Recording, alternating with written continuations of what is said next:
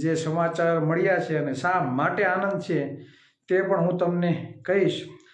અને આપણે જે સંગઠનના લોગામાં લખેલું છે શાસક સમાજનું નિર્માણ, શા માટે શાસક સમાજનું નિર્માણ જરૂરી છે, ન્યાય જોતો હોય તો સત્તા ઉપર પહોંચવું પડે।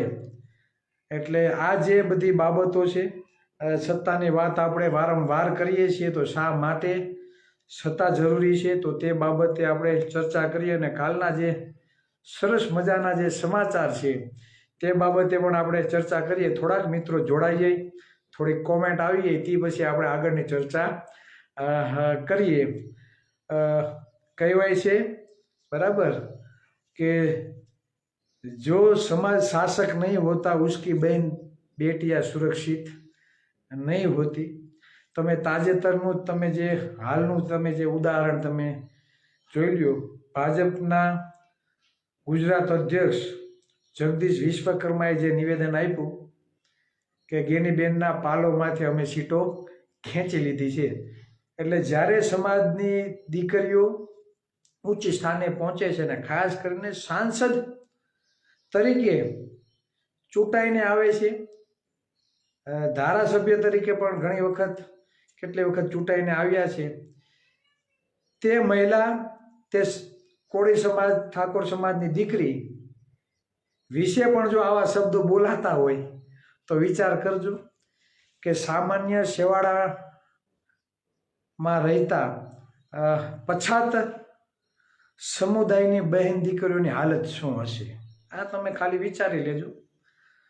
કેમ કે આજે ગેનીબેન તો સાંસદ છે, રાજકીય રીતે પ્રભુત્વ ધરાવે છે, મહિલા આઇકોન છે, પણ જ્યારે હજી આપણા સમાજમાં એવા પણ પરિવારો છે કે પોતાની જુવાન દીકરીઓ સાથે 1.5-2 મહિના દૂર ખેતીનું કામ કરવા માટે, કપાસ ઉતારવા માટે, ઘઉંના કામમાં કે બીજા અન્ય કામમાં એક જગ્યાએથી બીજા સ્થળે સ્થળાંતર કરે છે। કોઈ કંપનીઓમાં બરાબર સવારે ઉઠી સકડા રિક્ષામાં બેસી ભણવાની ઉંમરે કામ કરવા જાય છે।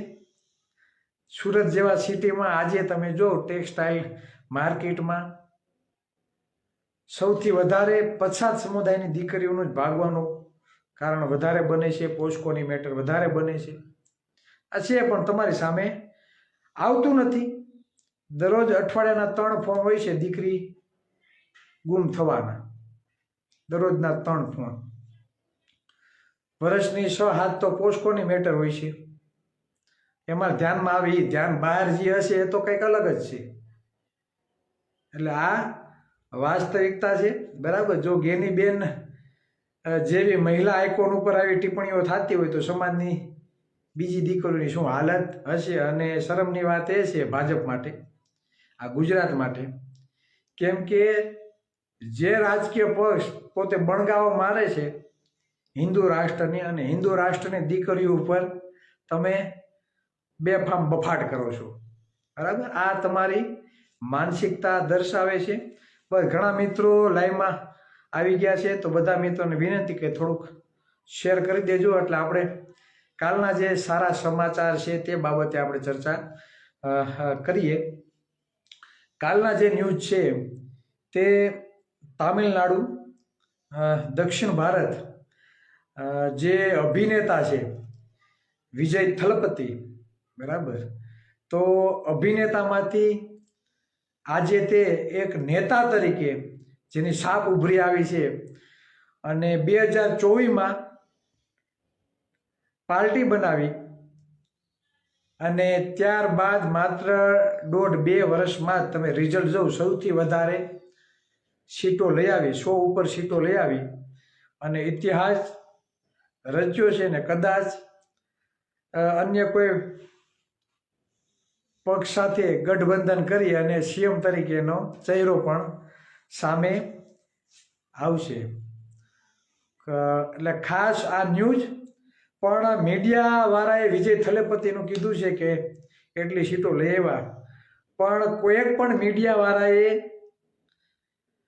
તે સીટ કઈ વિચારધારા સાથે આવેલી છે, કયા મહાપુરુષો બરાબર એના આઈડલ બરાબર તેને ફોન આવી ગયો છે।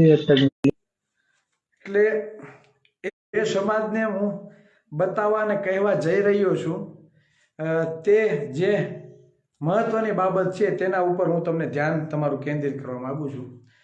વિજય થલપતિની જ્યારે પહેલી સભા હતી ત્યારે તમે જોજો પાછળનું બેકગ્રાઉન્ડ અને તેમની પાછળ જે 5 નેટવર્ક પ્રોબ્લેમને લીધે, બરાબર, કંઈ વાંધો નહીં, પાછું નેટવર્ક આવી ગયું ને ઘણા મિત્રો ફોન કરી રાખે છે.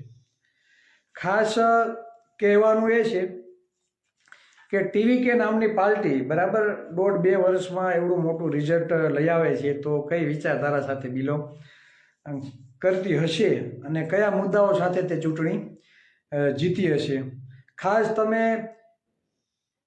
વિજય થલપતિની તમે રેલી જો કે કાર્યક્રમો જો તો તમને પહેલા ફોટો જોવા મળશે ડૉક્ટર ભીમરાવ આંબેડકરનો, જેને સુંદર મજાના બંધારણની રચના કરેલી છે. એટલે જેટલી પણ રેલી તમે જો તો તેના હાથમાં ડૉક્ટર બાબા સાહેબ આંબેડકરનો ફોટો છે. ત્યાર પછી તમે તેમની પાછળ જે મોટી દાઢીવાળો જે ચહેરો તમે જોશો તે રામાસામી પેરિયાર. રામાસામી પેરિયાર, જો તમે તેનો ઇતિહાસ તમે જાણો, બરાબર, તો તમને ખ્યાલ આવે કે ખરેખર ક્રાંતિ કોને કહેવાય. એટલે જે પણ આઇકોન તેની પાછળ જોવા મળે છે તેની વિચારધારા સાથે તેણે આ લડત લડી હશે, બરાબર. હજી ચોક્કસપણે જીત્યા પછી કેવા નિર્ણયો લે છે, કેવા કામ કરે છે તે જોવું રહ્યું. અત્યારે આપણે વિચારી ના શકીએ, પણ તેને ચૂંટી ઢંઢેરામાં જે બાબતો સામે આપેલી તે બાબતે પણ આપણે ચર્ચા કરીએ. ખરેખર સત્તાની તાકાત શું હોય અને કોઈ બી ચૂંટણી જીતવી હોય તો એના માટે ચૂંટી ઢંઢેરો કોઈ બી પક્ષ બહાર પાડતો હોય છે. તો આમના ચૂંટણી ઢંઢેરામાં એક બાબત એ હતી કે કોઈ બી મહિલા હશે, બરાબર, તેને 2500 રૂપિયા દર મહિને વેતન આપવામાં આવશે, બરાબર. જે મહિલા ઘરમાં છે, બેરોજગાર છે, બરાબર, આ મહિલાને દર મહિને 2500 રૂપિયા વેતન આપવામાં આવશે. વર્ષના 6 ગેસ સિલિન્ડર ફ્રી, વર્ષના 6 ગેસ સિલિન્ડર ફ્રી. મહિલાઓ માટે મુસાફરી ફ્રી, બસમાં મહિલાઓને જ્યાં પણ જવું હોય તે રાજ્યમાં મુસાફરી ફ્રી. ત્યારબાદ વીજળી 200 યુનિટ ફ્રી, વીજળી 200 યુનિટ ફ્રી. ત્યાર પછી જે હેન્ડીકેપ વ્યક્તિઓ છે, બરાબર, એના માટે કંઈ પણ મહિને 2500-3000 રૂપિયાની સહાય છે. આ બધી જે બાબતો છે એમાં જે મહિલાઓ છે, જે ખોળખાપણયુક્ત વ્યક્તિઓ છે, તેને કોઈને નીચે રહેવાની જરૂર નથી, બરાબર. આવી ઘણી બધી ચૂંટણી ઢંઢેરામાં જે જાહેરાતો કરી છે, બરાબર.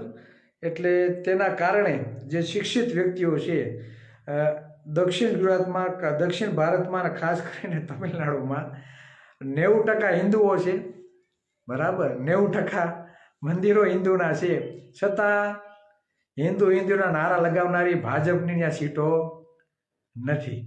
આ વાસ્તવિકતા છે.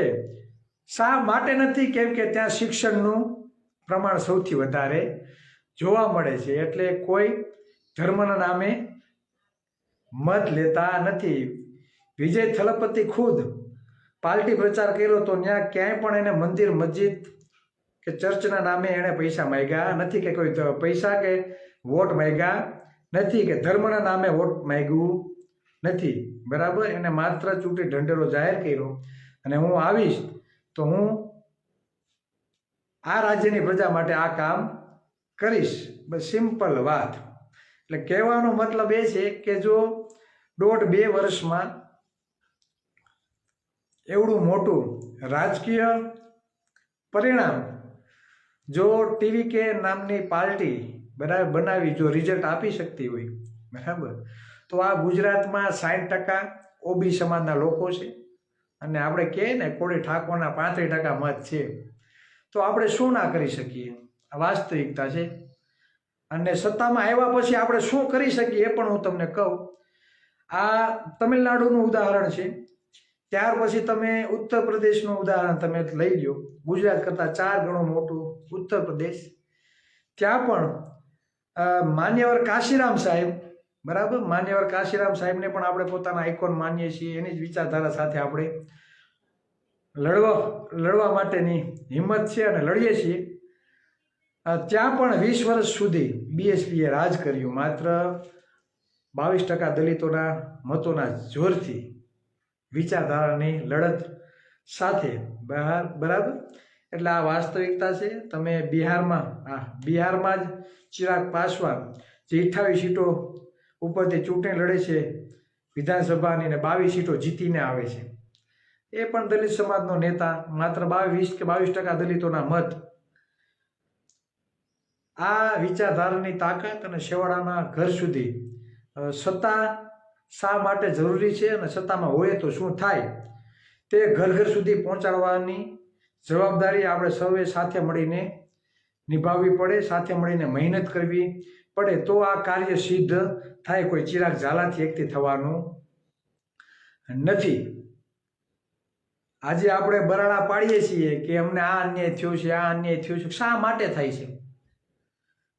એનું કારણ એ છે કે આપણે સત્તા ઉપર નથી. અમુક ચોક્કસ સમુદાયને શિક્ષણ ધામ બનાવવા માટે 100 કરોડ ઉપર, ચોક્કસ આંકડો તો નહીં, 100 કરોડ ઉપરની ફાળવણી થાય.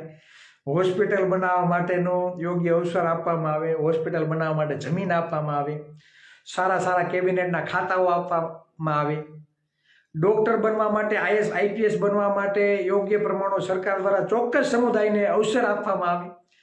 ગૌણ સેવા આયોગ પસંદગી સમિતિ ઉપર એ જ લોકોનો કબજો.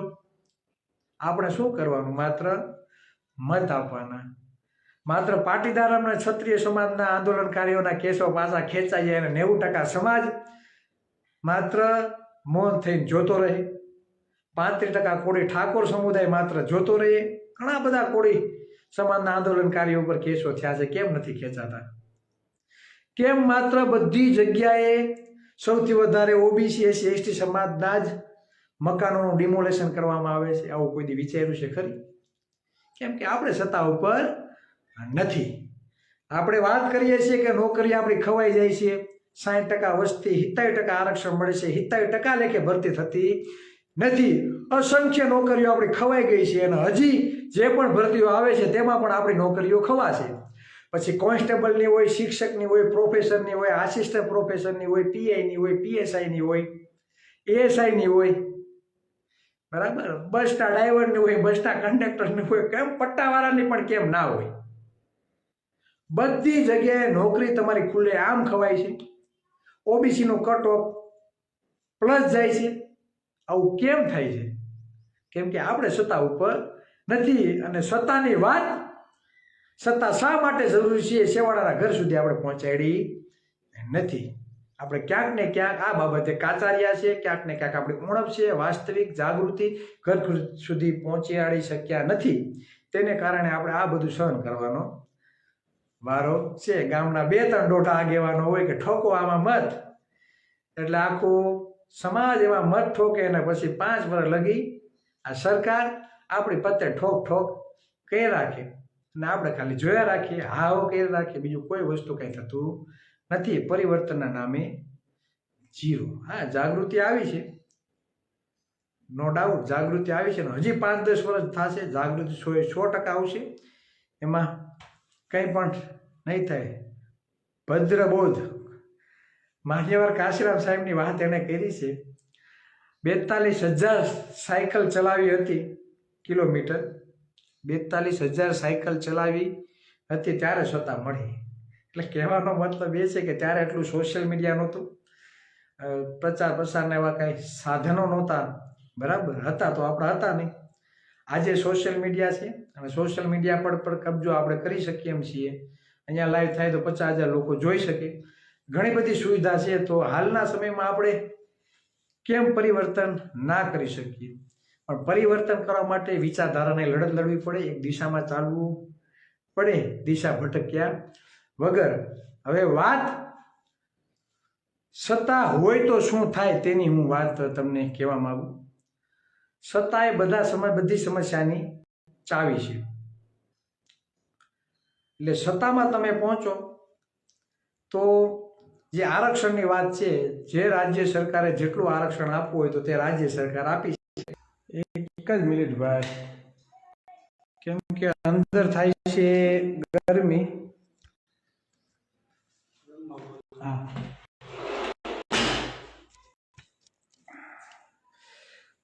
તમે ગરમી જોવો ને ભાઈ, કેમ કે પંખો ચાલુ કરીએ તો અવાજ આવે, એના માટે આપણે અંદરની સાઈડ અવાજ આવો.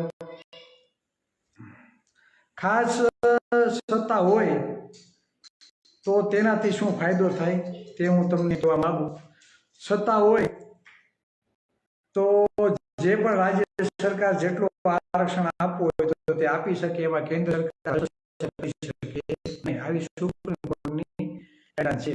તમારે જો વસ્તી પ્રમાણે આરક્ષણ સત્તા પર કરવો પડે, લેવા જોઈએ કે ઓબી સમાજને વસ્તી પ્રમાણે અમે આરક્ષણ આપશું, વસ્તી ગણતરી કરશું, અને વસ્તી ગણતરીમાં જે સમુદાયના જેટલી વસ્તી હશે તો એ વસ્તી પ્રમાણે અમે દરેકને એટલું આરક્ષણ આપશું, અને વસ્તી પ્રમાણે અમે દરેક ક્ષેત્રમાં તેને ભાગીદારી આપશું. એ ક્યારે થાય?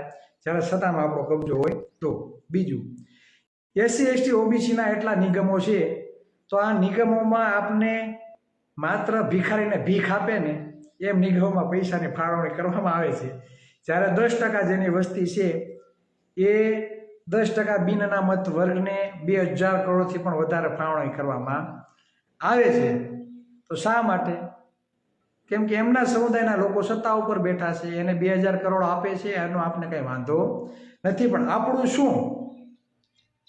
તો આપણે જોતું હોય તો સત્તા ઉપર કબજો કરવો પડે ને. સત્તામાં બેઠા હોય તો આપણે એમ કહીએ કે ઓબીસીની 60% વસ્તી છે તો 60% બજેટ ઓબી સમુદાય માટે વપરાવવું જોઈએ.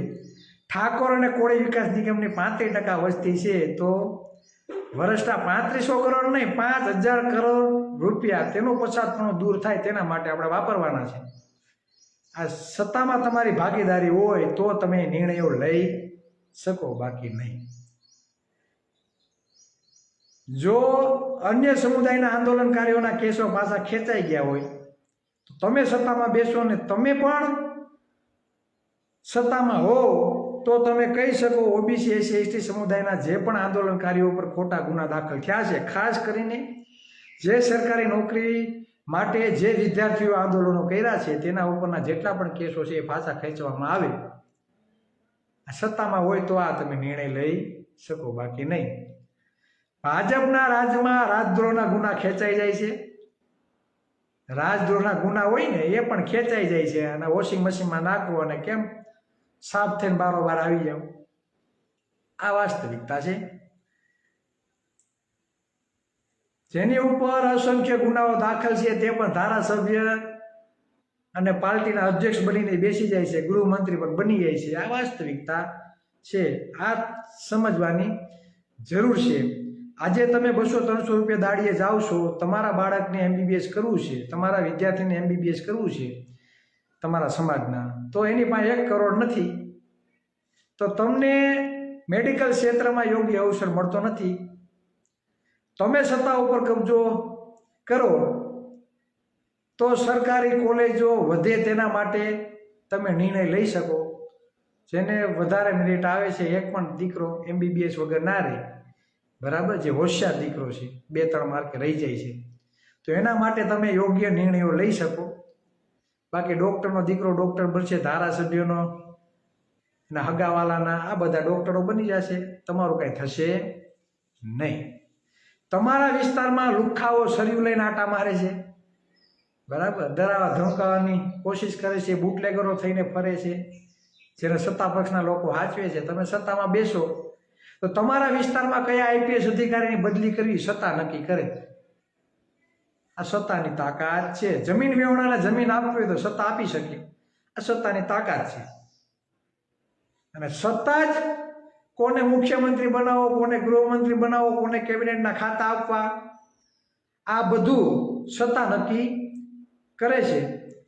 તો તમારે વિચારવું રહ્યું કે સત્તા ઉપર પહોંચવા માટે વાસ્તવિક જાગૃતિ માટે ચિરાગભાઈ કે એમની ટીમ સાથે જોડાવું છે કે નથી જોડાવું?